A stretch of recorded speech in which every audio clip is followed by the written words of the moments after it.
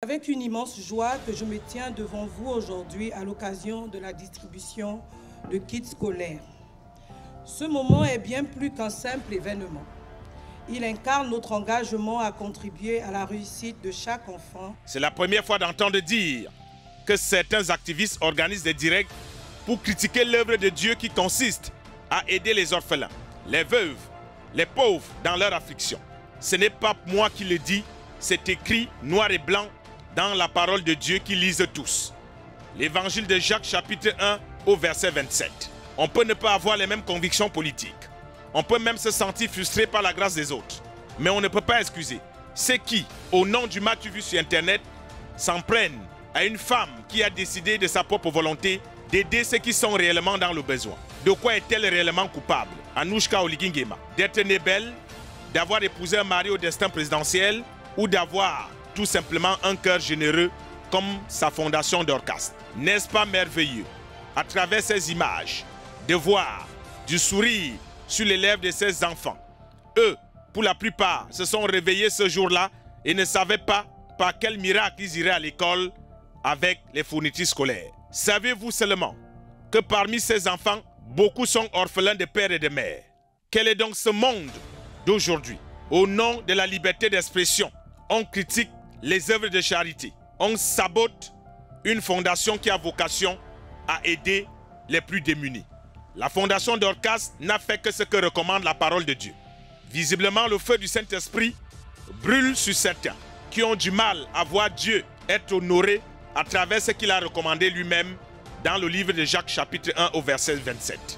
Ceux-là, on aura bien compris, ils ont le bien en horreur, la charité en aigreur et l'amour en douleur. Comme ils ont décidé d'avoir les problèmes avec Dieu, nous allons les aider. Voici ce qui s'est réellement passé le week-end dernier avec la fondation Dorcas au stade Ngondje à Libreville au Gabon.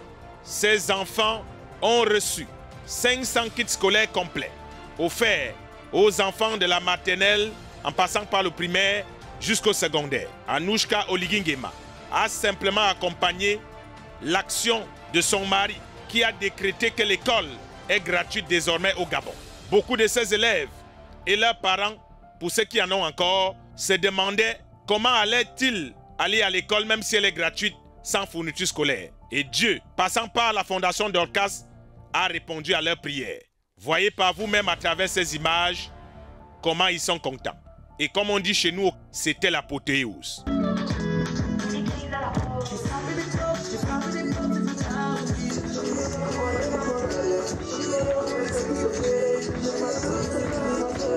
La fondation Dorcas, au cœur généreux et rempli d'amour, comme les eaux de la mer de Libreville, a décidé de ôter la honte, la disette et l'abandon des études à toutes ces familles.